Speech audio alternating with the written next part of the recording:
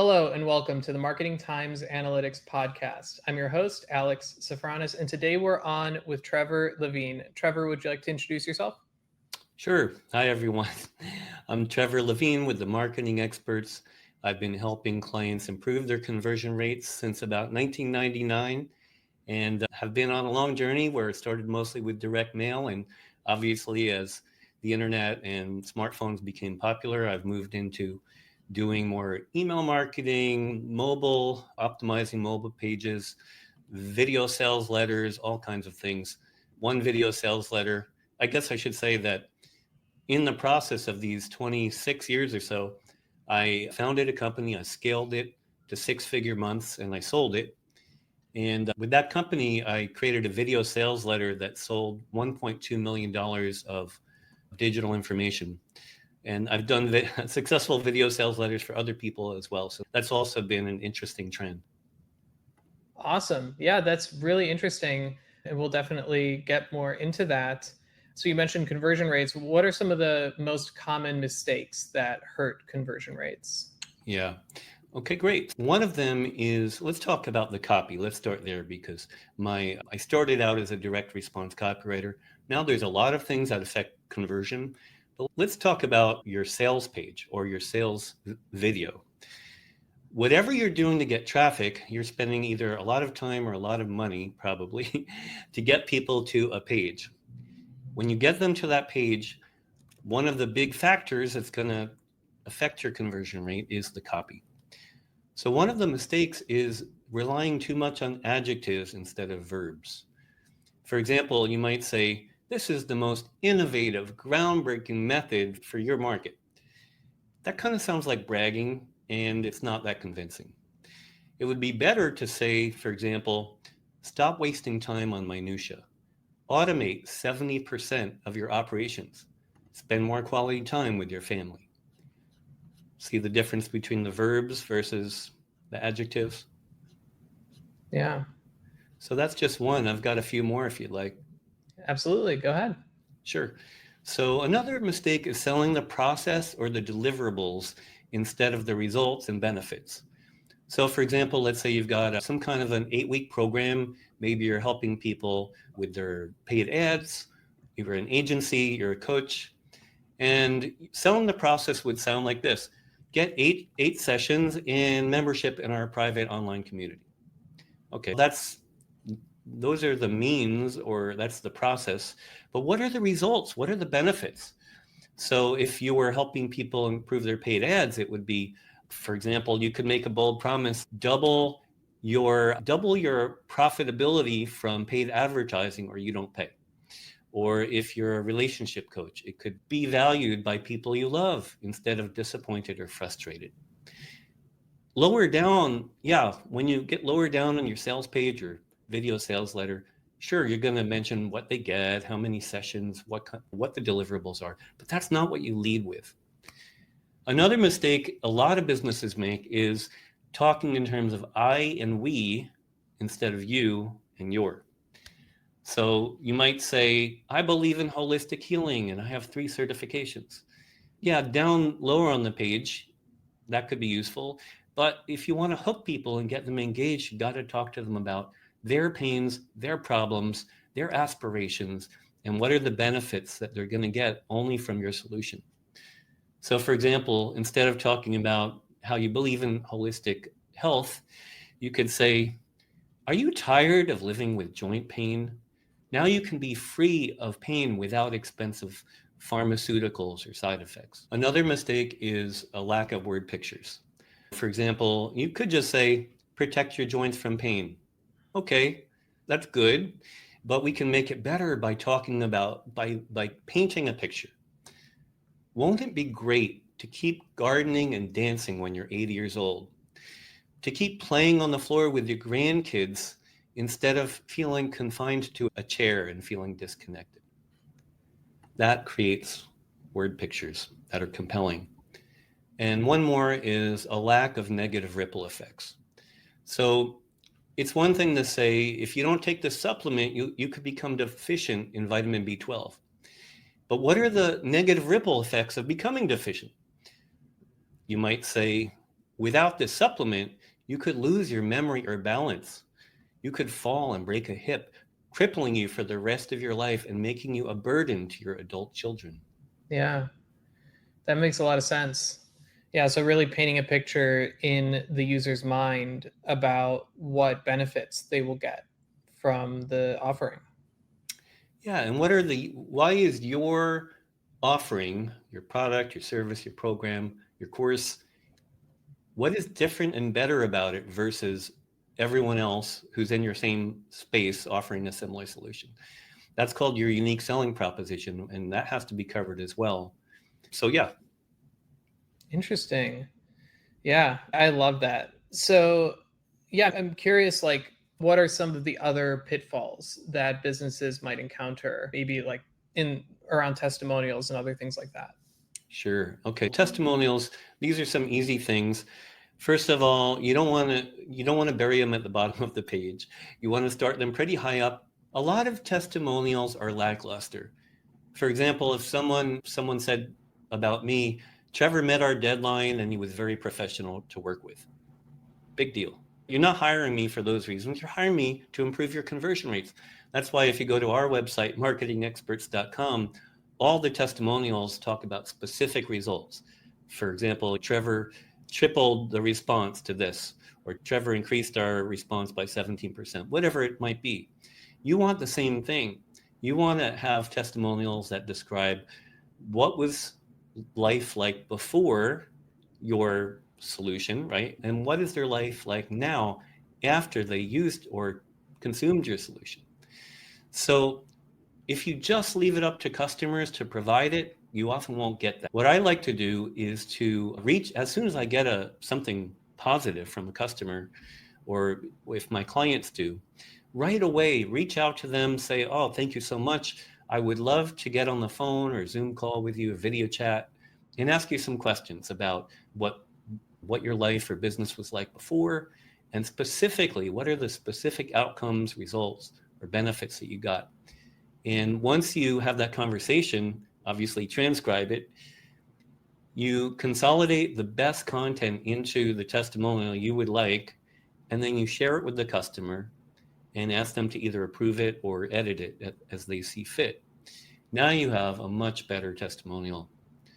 Some other things are, if you only include a first name and last initial, some of your readers are going to think it's made up. They're going to think you fabricated it.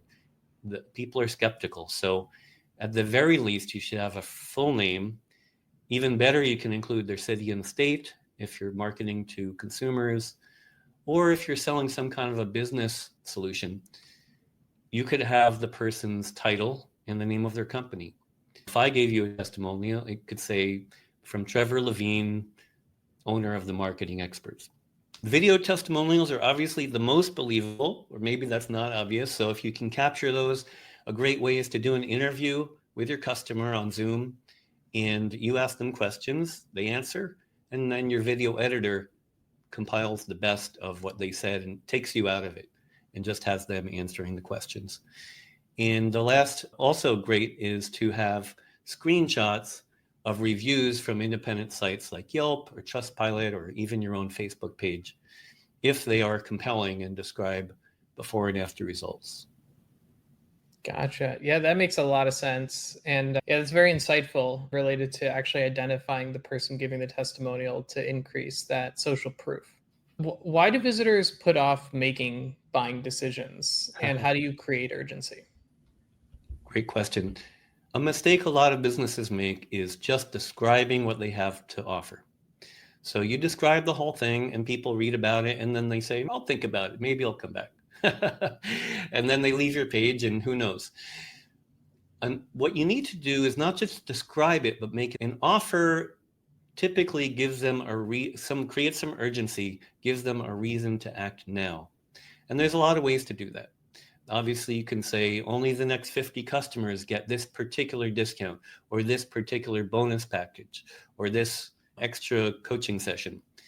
You can take out something that's part of a more expensive program. Like if you have a high ticket, multi-$1,000 program, take out a piece and offer it for $47 That's called a tripwire.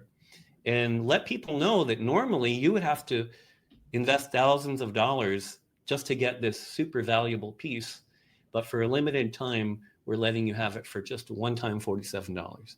We did that. I had an online school, and the basic course was about $200. And one of the lessons was particularly valuable. We help people thrive on a plant-based diet. So most of our customers were vegans and vegetarians.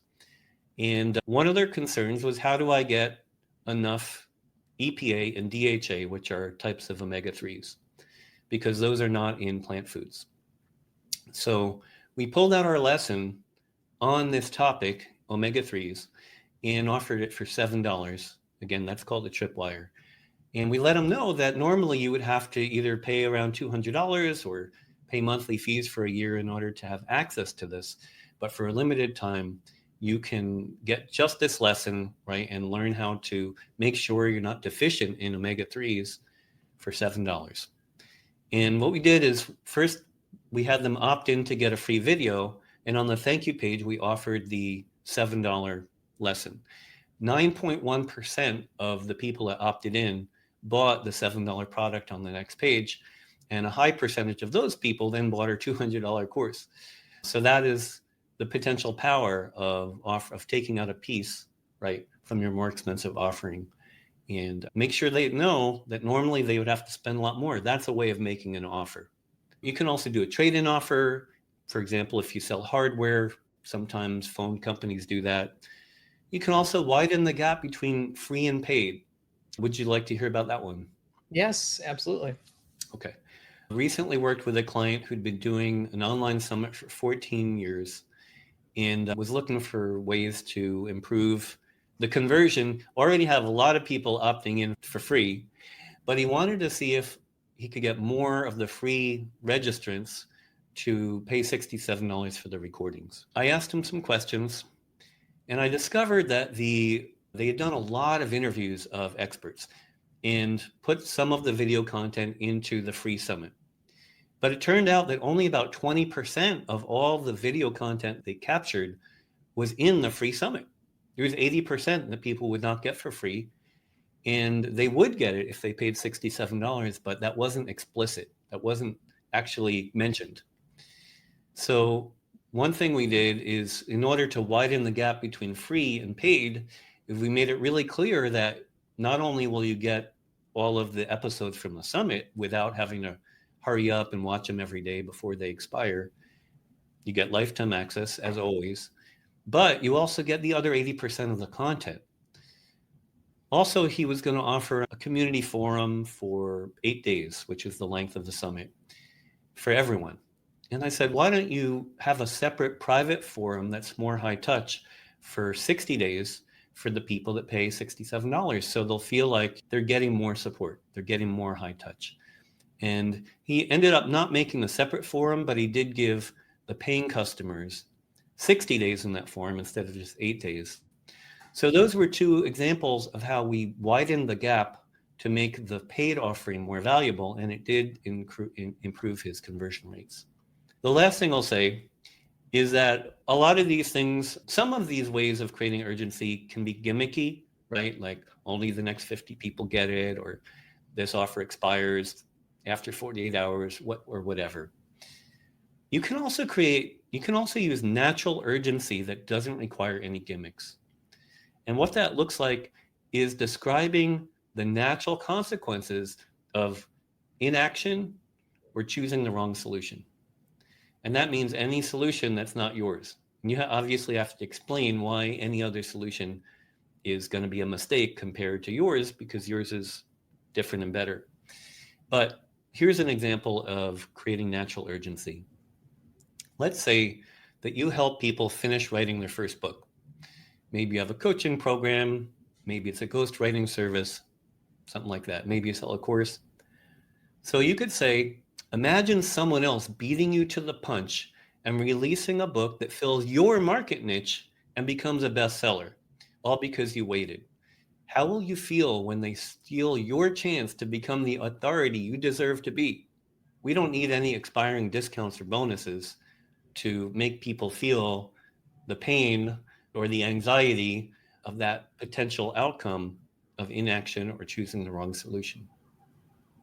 Yeah, that makes a lot of sense.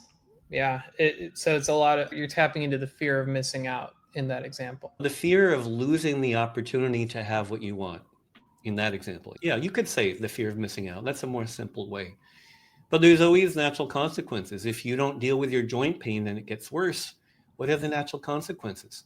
You'll be you're going to lose your ability to do things you love like dancing or gardening. You're going to wind up confined to a chair and feeling disconnected from your grandkids when they're playing on the floor. So those things again don't require an expiring discount or bonus package because they're the natural consequences of inaction or choosing the wrong solution. Yeah, makes a lot of sense.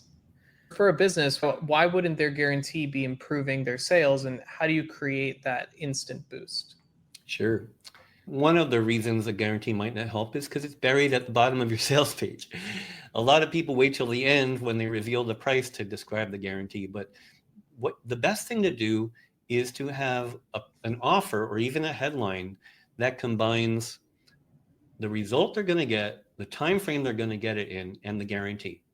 So you might say, return to your natural body weight within 60 days, or you don't pay. We covered all three, right? That's the outcome, that's the time frame, and that's the risk reversal or guarantee. Now, okay, so let's go back to making the guarantee great. There's a variety of ways to reverse the risk. If you just say you could get your money back, that's okay. Everyone offers that and people expect that. But that's not really reversing the risk. You want to be able to say that no matter what you decide, you're going to come out with a guaranteed gain, even if they, for example, return it. So it could be that return to your natural body weight in 60 days, or everything you've downloaded is yours free. So you might have a video course and some PDFs that they download. You can turn off the video course if they ask for a refund, but they still keep the PDFs. That would be a way to make sure they come out ahead, right? Or you can say, take the first step risk-free. So pay for the conference now, or pay for the coaching program now, or pay the down payment now. And if after our first session, or if after the first day of the conference, you're not ecstatic with the value you're getting, you can ask for your money back. So that's a way that they can feel safe, right, to take the risk because they still have an out. And obviously it's on you to make sure they get the value they're expecting and that you promised, and it'll improve your sales. Another thing you can do if you're selling a physical product is to offer that they can, if they don't get the result, they can send back the empty container, maybe with a photo of them consuming or using the product, right, to prove they used it. So let's say you're selling organic plant fertilizer. You can promise that your plants will grow bigger and faster than ever before, or you don't pay. And what does that mean? They can send back the empty bottle and get a refund. Yeah. Now, some business owners feel uneasy about offering guarantees like the ones I described, where someone might be able to get a free session and then cancel, and the business owner or someone they hire gave an hour and now there's no revenue, right? Or they don't want to take back the empty container because now they can't resell that product, right? So here's what you can do to make yourself feel more safe and also still offer the bold risk reversal.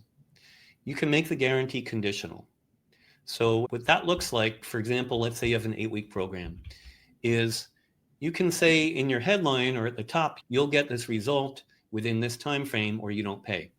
But when you get down to explaining the guarantee, it can say, in order to qualify for this, you have to show up for every coaching call, right, on time with no rescheduling. And you have to submit your homework by midnight every Monday for 8 consecutive weeks. And there could be a lot of homework, right? So how many people are really going to stick with that for 8 whole weeks and submit all the homework?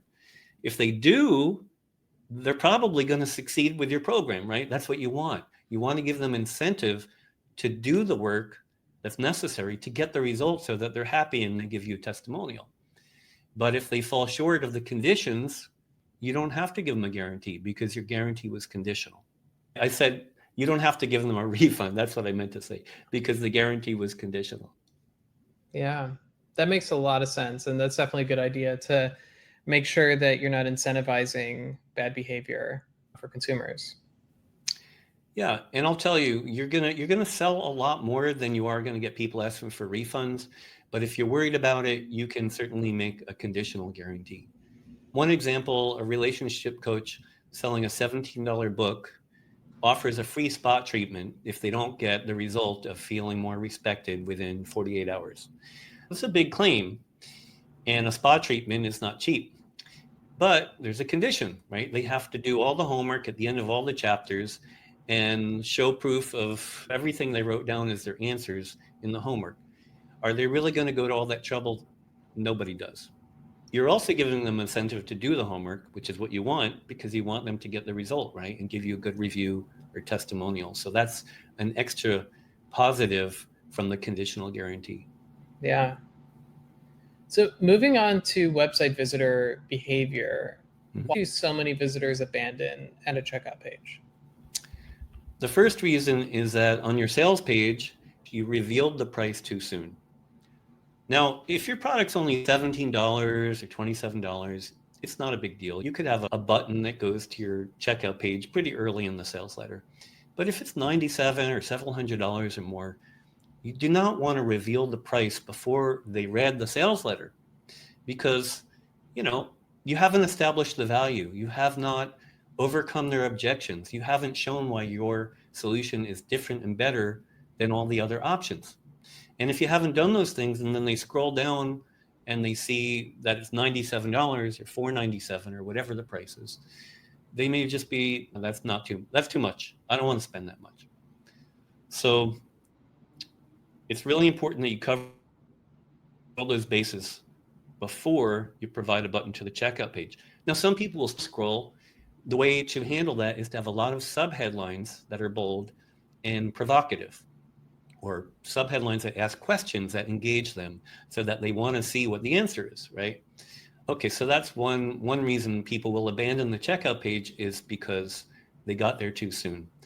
I will say that video sales letters solve this problem because a video sales letter is like a sales letter, but there's no way for someone to scroll down the page and jump ahead.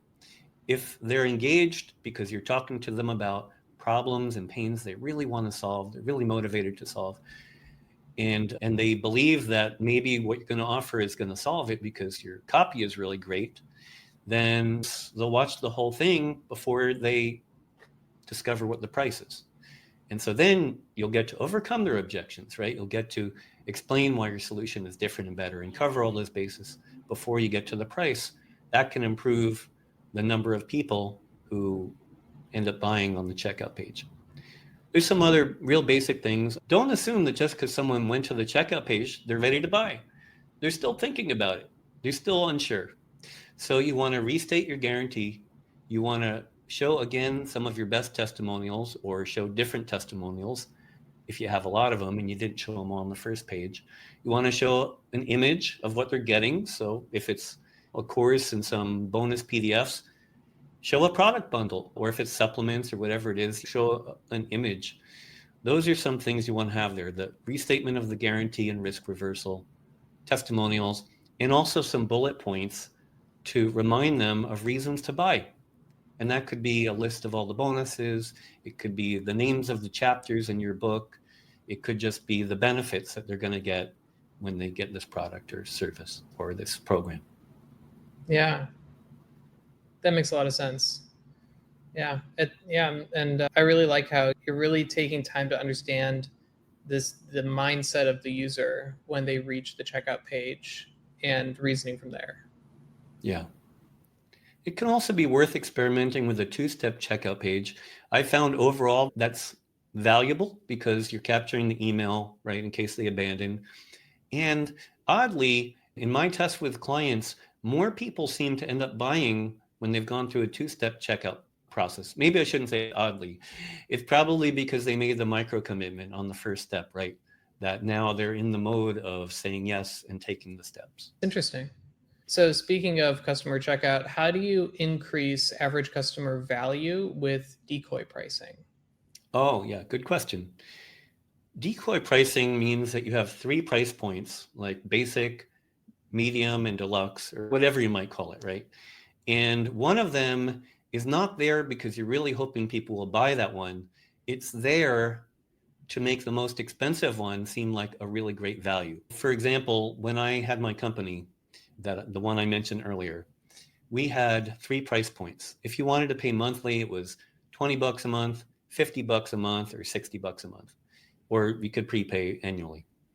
And the most popular sellers were the $20 and the $60. The reason is that the whole purpose of the $50 option was to have something that's close to the most expensive one in price, but offers a lot less. And so when people saw how much more they were getting for $60, by comparison, it seemed, wow, this is a great value. And that increased the number or the percentage of people that bought the $60 a month program. Does that make sense? Yeah, yeah, that makes a lot of sense. Decoy means that it's not really there. People could buy it, but it's there. Let me put it this way. If you only have one price point, people have nothing to compare it to. They're like, is this a good value? Is this really what it's worth? How do they know? Maybe they have to go on Amazon or some other, or Google and look at your competitors, right, products to see like what are similar solutions going for. But if you have two products or three products, right, basic, medium, and deluxe, that kind of thing, three price points, now they can compare them against each other to see whether or not one or another is a good value or what's the best value for them given the features that they get. So the purpose of the decoy pricing is to convince them that your most expensive one is the best value. Yeah, and you mentioned something interesting, comparison. What about when businesses have their competitors listed and they have the competitor value, like features, and they have those check boxes for which features each competitor has? Have you seen those work effectively, especially for giving a reference for what the user is paying for and what value it has? Sure, yeah, it does. I'm working on something like that right now for an air filter company. Now, we're not naming any competitors, but we have a table with two columns. And one talks about most HEPA filters, like filters that meet the HEPA standard, what they do. And then we talk about our air purifier, which removes particles 100 times smaller than the HEPA standard and has a thicker carbon filter to remove off-gassing and VOCs and dangerous gases. Whereas most only have a flimsy piece of fabric that's sprayed with carbon. So we describe a lot of differences between the typical HEPA filter and ours in order to show people why this is different and better and why the other solutions would be, as I said, the wrong solution. And would you recommend adding their pricing as well? This is what the competitor costs for this package, or just talk about the benefits? It could be. It depends on how big the gap is. It depends if you're selling, let's say yours is comparable to theirs and 25% less expensive, sure, then you're selling on price. If yours is actually more expensive because it has so many more features and does a better job, then you might not want to show the prices of the others, right? You just want to show that yours is superior and theirs are inferior. So it depends on what are you trying to motivate people with? Are you the cheapest or are you more expensive and the best? Yeah. If you're both, then obviously you could show the prices as well. Yeah. Okay. That makes a lot of sense. Yeah. One Okay. in the current example where I'm working on this air filter sales page, I mentioned that until we pioneered what we did with the technology to get a comparable medical grade air purifier was over $1,000. And because ours is so popular and we're selling it in the thousands, there's economies of scale, right? We can produce them for less money per unit and we pass those savings on to you, especially if you buy directly from our webpage. So those are some of the ways that we compare it price wise. Oh, gotcha. Okay. That makes sense. Moving on to AI, because a lot of people are using AI for this sort of stuff, especially like coming up with scripts for video sales letters and that sort of thing. What are AI's strengths and weaknesses in this area? Yeah. So here's one thing that's AI is good for. Let's say that you sell a supplement that helps with pain, joint pain. You can go into AI and say, tell me what are the advantages of using natural or herbal supplements for pain rather than pharmaceuticals, rather than physical therapy, rather than ice packs and hot packs, right? All the other solutions to dealing with pain. And AI will give you a pretty good answer, right? On telling you for your class of solution, why it's better than those other classes. Does that make sense? Yeah. But now you need to explain why your natural supplement is better than all the other natural supplements that solve pain. And AI doesn't know because it doesn't know your supplement. It doesn't know what's unique about it, what's better about it, right? Only you know that. That's an example of where AI would fall short. Also, when you're creating a sales page or video sales letter, like I said, you want to have an offer. You want to have a great risk reversal. AI cannot tell you what your offer should be or how to reverse the risk. That's up to you to decide. So these are areas where I work with clients to help them improve conversion rates with decisions that only they can make and that I can obviously guide them with. But those are things that the business owner or marketer has to decide about. Yeah. That makes a lot of sense. From what I'm hearing, it's you can put things into the context window for these AIs, but the AI is not going to have the same level of nuance and understanding of your particular industry and what you're hoping to get out of that that offer or web page. Yeah, AI also doesn't know your unique selling proposition. It doesn't know why what you have is different and better. It doesn't know why that will produce better results or better solve the problem, right? Like with the air filter. Okay, we know that our air filter removes particles 100 times smaller. Now that we've talked about the difference in features, we have to talk about the difference in results, right? What does that mean?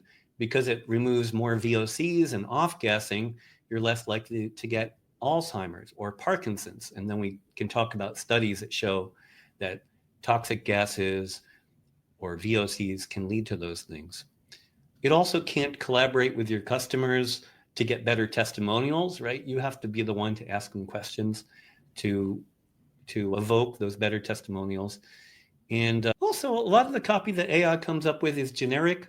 A week or two ago, I met with someone who showed me his landing page, and the headline was very generic: "Thrive and grow your business." It's so broad, I don't really know what his offering helps with. Is he helping with paid ads? Is he helping with scaling? Is he helping with hiring people?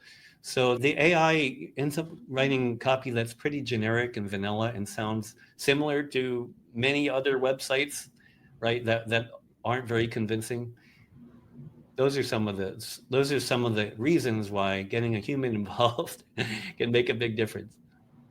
Yeah, that makes a lot of sense. Thank you so much, Trevor. This has been a really informative conversation, and I really hope that the listeners gained a lot from it and improved their sales pitches and all of their sales communications as a result. So, thank you so much again. Sure. Can I mention that we offer free critiques for your listeners? Yes, absolutely. Oh, that's wonderful. Sure. Our website is marketingexperts.com. That's plural and all one word. And you can request to get a free critique of anything that's written. You could share a sales page, an email campaign, a video sales letter, and just answer some questions. We're happy to critique it and show you how it could be better.